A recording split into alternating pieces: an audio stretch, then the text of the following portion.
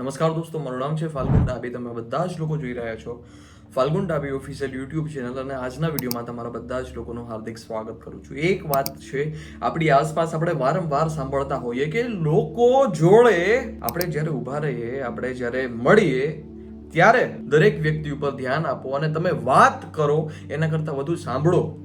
એકદમ ખોટી વાત એટલા માટે કે શું હવે આપણે એવા લોકોને સાંભળવાના કે જે પૂરા જીવનમાં પૂરા દિવસમાં જ્યારે મળે ત્યારે પંચાયત કરતા હોય, અહીંની વાત અહીંયા અને અહીંની વાત અહીંયા જ કરતા હોય, અને એવા લોકોને આપણે સાંભળીને આપણું મગજ બગાડવાનું? કોમન સેન્સ નામનો એક શબ્દ હોય છે. તમે એ વ્યક્તિને પહેચાની લ્યો, તમારી આસપાસ એવો કયો વ્યક્તિ છે જે બસ આખો દિવસ આ જ કામ કરે છે? ક્ષણિકમાં એક ચપટી વગાડીએ, સાંભળવામાં જેટલો સમય લાગે એટલી જ વારમાં છે તમારા જીવનમાંથી એ માણસને કાઢી નાખો. તમારી આસપાસના જેટલા જેવા લોકો હશે એવું જ તમારું જીવન હશે. તમે જાણો છો તો એપ્લાય કેમ નથી કરતા? વાંક તમારો જ આવશે. પછી કો પર તમે ઇલ્ઝામ ના લગાવતા, ના પ્રકૃતિ ઉપર ના બીજા વ્યક્તિ ઉપર. હવે શું આપણે એવા વ્યક્તિને જ સાંભળી રહેવાના કે જીવનમાં નથી એને કઈ ગ્રોથ કર્યો, જીવનમાં નથી એને કઈ કર્યું, આખો દિવસ એનું કામ ખાલી બેસવાનું જ છે, બજારની પંચાયત કરવાનું છે, ને છતાં આપણે એને સાંભળી લઈએ? નહીં, બિલકુલ નહીં. તમારા જીવનને સત્ય ઉપર નજર ફેરવવી જોશે. તમારા જીવનના જે કંઈ પણ સત્ય છે એને કેન્દ્રમાં રાખવા જોશે. તમે જ્યારે જીવનના સત્યને કેન્દ્રમાં રાખી અને પછી કામ કરશો, પછી જીવનમાં કંઈક નવું શીખશો, એપ્લાય કરશો, 10x ગતિની 10x ગ્રોથની ગતિથી છે તમારું જીવનની એક રોકેટની ગતિથી તમારું જીવન જશે. 10x ગ્રોથની ગતિથી તમે તમારા જીવનમાં આગળ વધી શકશો. હા, કે જ્યારે તમે સત્ય છે, જે ટ્રુથ છે એનો સ્વીકાર કરશો. થોડું મુશ્કેલ હશે, થોડું હાર્ડ હશે, પણ સૌથી બહેતરીન હશે, એની ગેરંટી છે. એવા લોકોને મૂલ્ય ના આપો, એવી વાતો ના સાંભળો જે તમારા માટે બહુ મૂલ્યવાન છે જ નહીં. લખેલું છે કે કોઈ પણ વ્યક્તિને જ્યારે તમે મળો એને વધારે વખત સાંભળો, પણ કઈ વાત સાંભળવી એ નથી લખેલું. હા, અને પછી કોઈ વ્યક્તિ વાંચે છે આ વાક્યને ત્યારે સ્વીકારી લે છે કે નહીં, આપણે ઓછું બોલવાનું ને એને સાંભળવાનું. પણ એવું વાત શું કામે સાંભળવાની કે જેમાં કઈ દમ નથી, ક્ષણમાં છે વાતને અસ્વીકાર કરી દેવાની કે ભાઈ આ વાત નહીં, બીજી વાત કરવી હોય તો બોલ. અનુભવેલી વાત છે. હા, અને એ વાતનો યોગ્ય ખ્યાલ રાખજો કે બધા જ વ્યક્તિને જ્યારે તમે મળો, તમારા જીવનમાં જેટલા પણ વ્યક્તિ છે, તમને એમ લાગે કે તમારા માટે મૂલ્યવાન નથી, તુરંત એને કાઢી નાખો. પણ જે થાય જોયું જાય, હરી ઈચ્છા.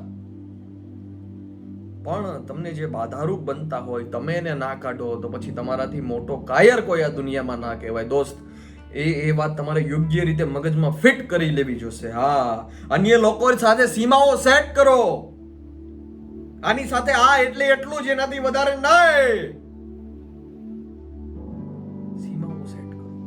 આ સત્યને જ્યારે તમે જીવનમાં સ્વીકારવા મળશો ને, તમારું જીવન 10x ગતિથી ગ્રો તો થશે, પણ તમે જીવનમાં એવા અનુભવ થશે, તમે પ્રાકૃતિકના તમને એવા અનુભવ થશે જે અદ્ભુત હશે. તમે સાહેબ અઠવાડિયું એવા બધા જ લોકોને ત્યાગી દો જે તમારા જીવનમાં મહત્વપૂર્ણ નથી. હકીકતમાં તો મારે એમ બોલવું જોઈએ જે તમારા જીવનમાં મહત્વપૂર્ણ છે, પણ હકીકતમાં તમારા જીવનની હિંસા કરે છે, તમને ધીરે ધીરે મારે છે.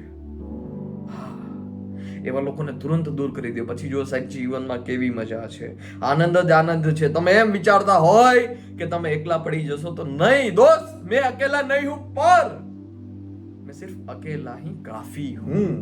આ શબ્દ બોલી શકશો, પણ આ ત્યારે જ થશે કે જ્યારે તમે જીવનની વાસ્તવિકતાને સ્વીકારશો.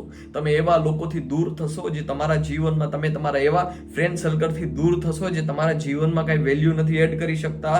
5 માણસ તમે ભેગા મળો અને ત્રીજાની વાત કરો, અથવા એટલી લક્ઝરી ને ઓલી લક્ઝરી ને, એના કરતા એ વાત કરવી વધારે યોગ્ય. કંઈક શીખવા જેવી, કંઈક જ્ઞાનની વાતો, કંઈક જીવનમાં તમને ગ્રોથ તરફ લઈ જાય, આગળ લઈ જાય એવી વાત કરવી વધારે યોગ્ય.